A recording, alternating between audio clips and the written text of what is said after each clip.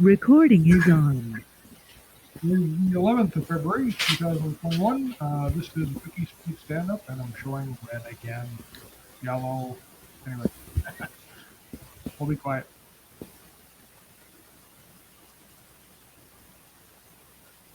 Okay, this is Lawrence Salter, Gabriel Island, British Columbia, Canada.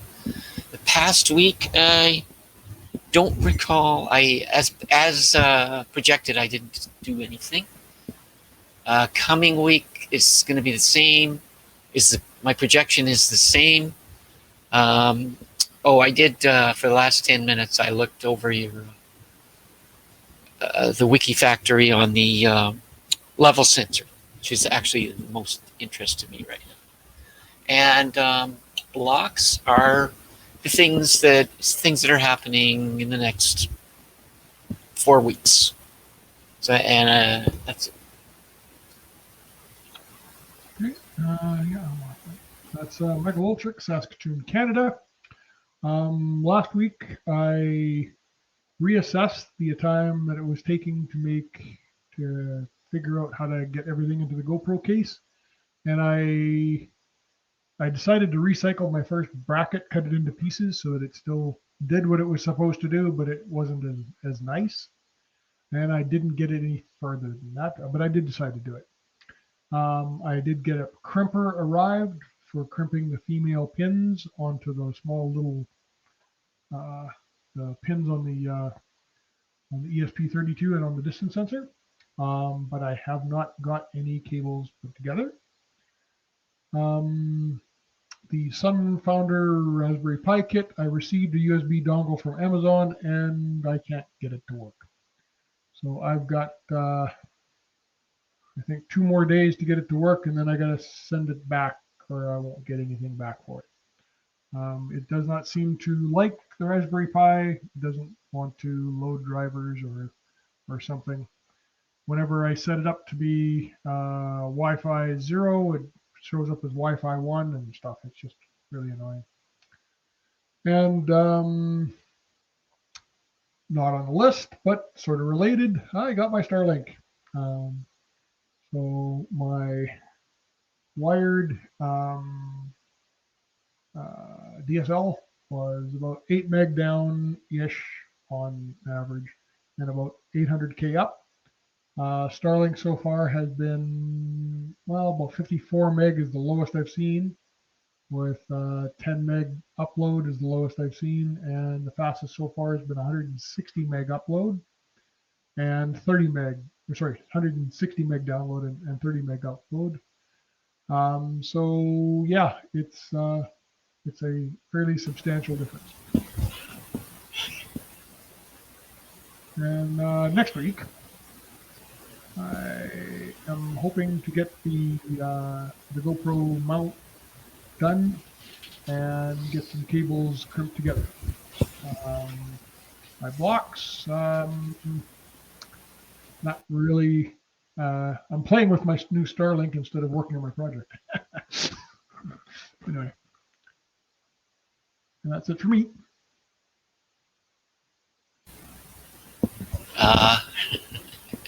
So it's 2 for me, 10 for the team, and a process improvement is to talk and crosstalk as much as possible about Starlink, all the details of the setup and glitches and everything else. Okay, I'm going to give myself, well, I got 2 points done out of the 3. One for one for getting to stand up, so I'm going to give myself a 7. I'm going to stay with 8 for the team, and I got no process improvement, which wraps us up for the week. And what do you want to talk about for the start? Okay, how long have you had it? I got it on Friday of last week. I picked it up about 2 in the afternoon. I had it up and running by the evening. And it was minus 34 degrees overnight. So it's only rated for minus 30. I can, in fact, confirm that it works below minus 30. In fact, all week we've had at least a couple hours every night over under minus 30. So you should definitely send them that information. I will. Yeah. The cable is permanently attached to the dish. Right, you told me. So that made running the cable into the house more interesting. My central vac still won't work because I had to disconnect the piping in order to get it into the house. I ended up using the tripod that came with it. I screwed it down to a battery crate that I had, and it has not, like, we had a really bad wind over the weekend, like 70, 80 kilometer an hour gusts, and it didn't phase it. It was good all the way through. So question, where is the battery crate attached to, or what is it attached to exactly? So it's attached to the battery, screwed to the battery crate, and yes. And where is the battery crate? And the battery crate is about 4 feet by 5 feet, right, a couple feet tall, and it's just in my backyard. Over the actually yesterday, I poured about 30 gallons of water on top of it to make it heavier and to actually kind of ice it to the ground so that I don't have to worry about it moving.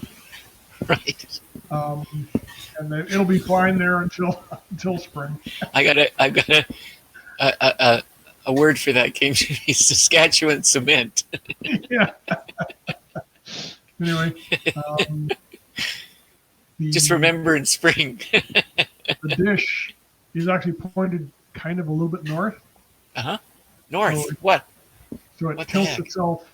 It tilts itself level, and then it kind of searches for where the satellites are, and it ends up pointing a little bit north. So these things are like longitudinal. They fly over the poles, polar satellites. No, they are in low Earth orbit, so it's kind of erratic where they're going.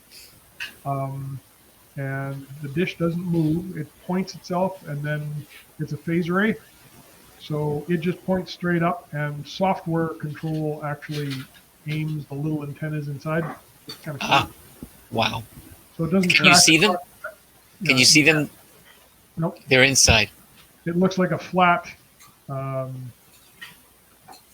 the flat antennas that you use to point toward cell towers for internet. Right. Yeah.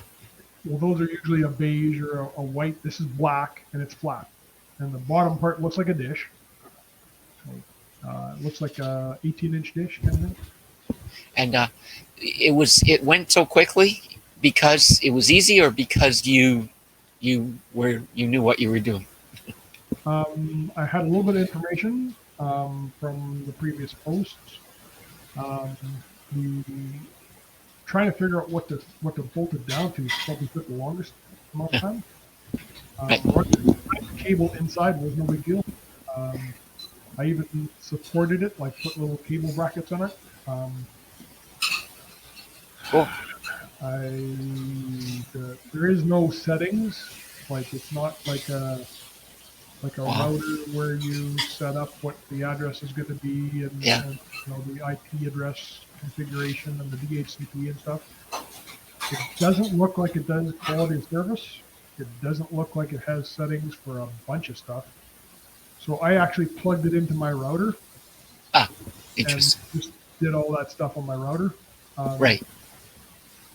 So I can connect directly to the Wi-Fi for the Starlink, but I don't. I connect to the Wi-Fi for my router. Right. Yeah, it's smart. TP-Link thing, but what else? I've been doing speed tests pretty regularly. And what's the connector coming off it? So the one end is connected to the dish. The other end is an RJ45. Like the computer Ethernet type. Yeah, it's power over Ethernet, so it plugs into a combination switch / power supply. Right. It's a brick, right? And there's a heater inside the dish that keeps the frost off. Oh, So there's no film of ice or anything on top of it, which is nice. Probably makes it much more reliable too. But it's a 180 watt power supply. It's actually pretty beefy. right. Yeah. So that rating, I mean, if they're thinking of remote places in Canada, then it should be lower than minus 30. Yes. So I think they are under promising and over delivering. Yeah. Because they are also looking at doing it. They're asking for permission to have polar orbits, which, if you're above the Arctic Circle, it gets much lower than minus 30. Right. And so, yeah. Yeah. So, okay. Yeah, let's end the recording now, and then I have some more questions. Okay.